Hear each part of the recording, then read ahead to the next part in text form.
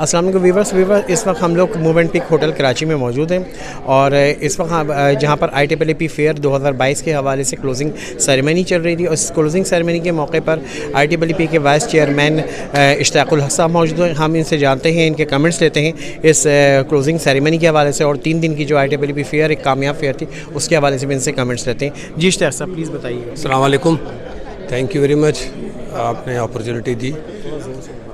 3 دن جو ہے expo centre کے اندر جو ہمارا ایونٹ ہوا تھا اس کی کلوزنگ سیریمنی آج ہم نے کی ہے. یہ ایک بہت شاندار ایونٹ تھا. اس کی بنیادی وجہ یہ ہے کہ اس کے اندر تقریباً 150 سے زیادہ ایگزیبیٹر تھے اور 15,000 کے قریب وزٹرس آئے ہیں.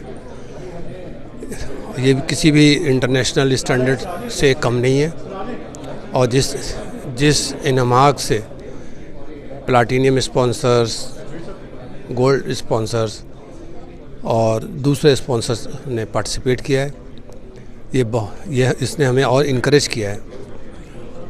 چونکہ 2 سال کے وقفے سے ہوا تھا ڈیو ٹو کرونا، تو ہم امید کرتے رہے تھے کہ موجودہ سیاسی صورتحال میں شاید اتنا سکسیزفل نہ ہو، لیکن ہماری امید سے بہت زیادہ سکسیزفل ہوا ہے.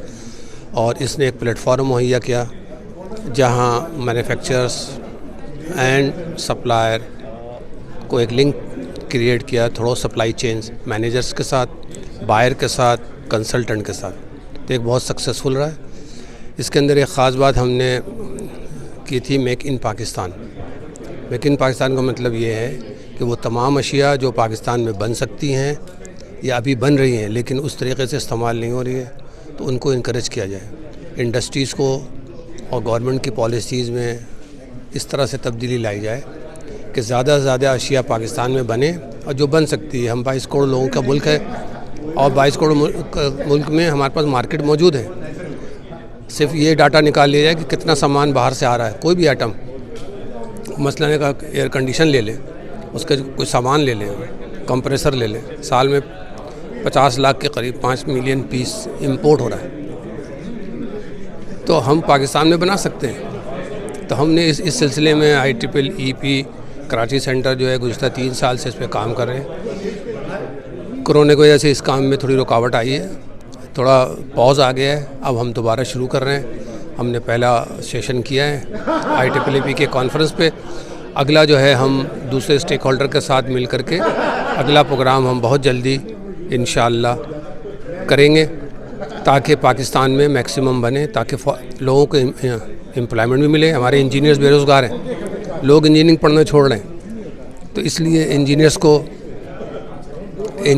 کو کی جاب کے لیے، انڈسٹری کے لیے مزید انڈسٹری چاہیے، اور مزید انڈسٹری کے لیے جتنا لوکل سامان بنے گا وہ ہمیں جاب اپرچونٹی کریٹ کرے گی. تو تھینک یو ویری مچ. اچھا سر، بڑی اپنے اچھی انفارمیشن دی، اور یہ بھی دیکھا گیا ہے کہ IEEE بہت ایکٹیولی جو ہے وہ جو کہ پاکستان کے بینیفٹ میں ہو، اسٹوڈنٹ کے بینیفٹ میں ہو، انڈسٹری کے بینیفٹ میں ہو، اس طرح کے ورک کرتی رہتی ہے، اس طرح کے ایونٹ کرتی ہے. اچھا سر، یہ بھی بتائیے گا کہ مزید کیا آپ لوگوں کے پلان ہیں؟ جیسے کہ ابھی حالات بہت خراب ہیں، اور آپ نے بات کی کہ لوکل مینوفیکچرنگ جو ہے اس کو جو ہم گروتھ دینی چاہیے، ایکسپورٹ کرنی چاہیے. تو سر اس کے لیے آپ کیا انڈسٹری سے ڈسکس کر رہے ہیں، کنسلٹنٹ لیول پہ پلان کر رہے ہیں، کس طرح کا ورک پلان کر رہے ہیں آپ؟ ہم بیسکلی کوشش کر رہے ہیں اسٹیک ہولڈر سے، اور اس میں main stakeholder government of Pakistan ہے. جیسے ہم انجینئرنگ ڈیولپمنٹ بورڈ ہے، منسٹری آف کامرس ہے، انڈسٹریز ہے، ہم ان سے رابطہ کرنے کی کوشش کر رہے ہیں تاکہ پالیسی لیول پر ڈیسیشن ہو. جب تک اور لانگ ٹرم ہو، سسٹینیبل ہو.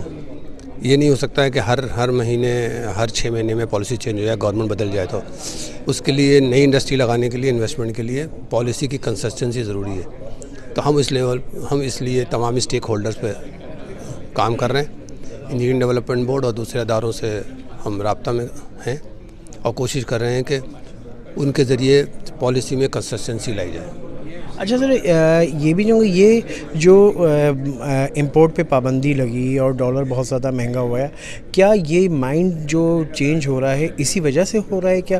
کہ پہلے تو بہت زیادہ جو ہے ہم ابھی تک جو ہے امپورٹ بیس پروڈکٹ پہ ڈیپینڈ کرتے ہیں، تو یہ جو مینوفیکچرنگ کی طرف اور اپنی پاکستان کے پروڈکٹ کو پروموٹ کرنا، تو اس چیز کی وجہ سے بہت زیادہ چینج آئے گا؟ نہیں، یہ دیکھیں، آج سے اگر 10 سال پہلے دیکھیں تو پاکستان میں بے انتہا سامان بنتا تھا.